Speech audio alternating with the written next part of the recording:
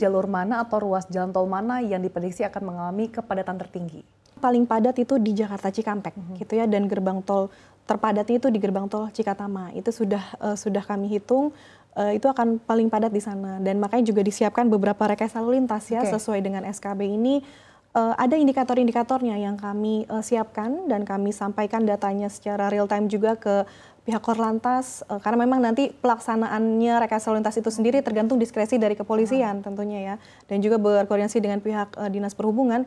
Kita ada beberapa indikator, misalnya di Jakarta Cikampek itu sendiri, apabila kendaraan sudah mencapai lebih dari 5.000, oh itu mungkin sudah waktunya kita kontraflow satu lajur, begitu juga seterusnya, dan ini yang kami komunikasikan untuk bisa menjadi pertimbangan untuk bisa dilakukan kontraflow. Jadi memang kalau secara jadwal dari SKB itu sendiri, kontraflow ini sudah bisa akan dilakukan mulai tanggal 27 Maret nanti. Mulai dari dari kilometer 47 sampai dengan kilometer 70 Cikatama. Dan one way pun juga sudah disiapkan apabila nanti memang sudah sangat padat sekali. Itu juga sama mulai tanggal 27 Maret nanti di siang hari pukul 2 jadwalnya ya. Tapi kita himbau kepada masyarakat yang akan menggunakan jalan tol, pantau terus informasinya, karena memang akan sangat bergantung dari kondisi di lapangan gitu. Jadi penting sekali untuk mengetahui informasi melalui kanal-kanal informasi Jasa Marga, seperti tadi saya sampaikan ada mobile aplikasi Travoy, semua informasi lengkap. Bahkan ada fitur CCTV di situ yang masyarakat bisa lihat sendiri secara kondisi secara real time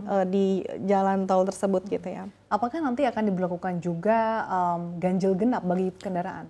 Ya, jadi secara sudah diatur dalam SKB tersebut, implementasi terhadap ganjil genap itu mulai nanti tanggal 27 Maret ini gitu ya, untuk bisa ada implementasi. Ini memang di Jakarta Cikampek ya.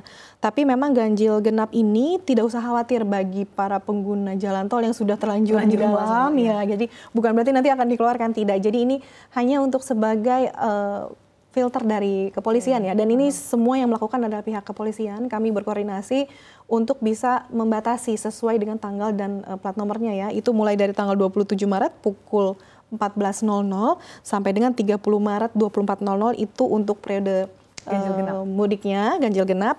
Lalu untuk periode baliknya sendiri nanti mulai tanggal 3 April sampai dengan 7 April. Jadi ini mohon masyarakat juga bisa mengatur ya waktu perjalanannya, karena nanti mulai dari kilometer 47 sampai dengan kilometer 414 di Semarang itu akan ada pembatasan ganjil genap. Oke. Lalu untuk rest area, pengaturannya sendiri seperti apa? Karena kan biasanya kalau pemudik ini memadati rest area ya, sehingga menimbulkan kemacetan bahkan sampai di luar jalan tol. Bagaimana upaya Jasa Marga dan utamanya bagaimana mengoptimalisasi dari segi flow kendaraan masuk dan keluar, dan juga mengalokasikan area parkir dari kendaraan yang ada? Iya, betul sekali. Jadi memang selain titik-titik tadi ya, Jakarta Cikampek merupakan tempat lalu lintas terpadat, berikutnya adalah rest area, betul sekali. Jadi kita juga sudah berkoordinasi dengan pihak kepolisian untuk bisa membantu mengatur alur, betul sekali. Jadi mungkin nanti jangan kaget kalau di beberapa titik rest area alur keluar masuk kendaraannya agak berbeda sedikit. Dalam rangka supaya optimalisasi, mungkin nanti takutnya terganggu, ada yang parkir keluar masuk jadi terganggu, jadi alurnya kita sesuaikan. Dan tadi saya sampaikan juga beberapa lokasi kendaraan besar parkirnya bisa digunakan juga untuk kendaraan kecil gitu ya. Jadi dan juga ada himbauan untuk bagaimana masyarakat yang menggunakan rest area ini bijaksana menggunakan waktu maksimal 30 menit supaya bisa bergantian dengan pengunjung lainnya. Dan dari sisi layanan juga kita tambahkan ya beberapa fasilitas, tadi ada toilet fungsional, lalu juga ada beberapa layanan lain di situ ya. Kita juga kerjasama dengan Dinas Kesehatan untuk posko kesehatan, dan juga dari sisi kapasitas bahan bakar juga ini penting, kita bekerja sama dengan Pertamina untuk memastikan kecukupannya.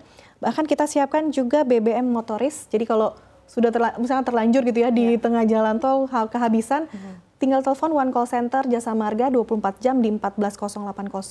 Nanti petugas akan datang menghampiri, dan juga kita siapkan beberapa tambahan kapasitas pengisian bahan bakar SPBU modular di rest area. Jadi banyak sekali langkah-langkah upaya untuk bisa mengantisipasi nanti ada lonjakan pengunjung di rest area. Kalau untuk kendaraan listrik, apakah Jasa Marga juga bekerja sama dengan PLN misalkan? Betul sekali. Jadi kami juga bekerja sama dengan PLN dan juga beberapa provider lainnya, dan ada penambahan. Jadi dari tahun lalu di Lebaran kemarin kita tambah lagi, Nataru kemarin kita tambah lagi. Di tahun ini kita tambah 13 unit menjadi total 127 unit SPKLU tersebar di seluruh rest area di milik Jasa Marga Group.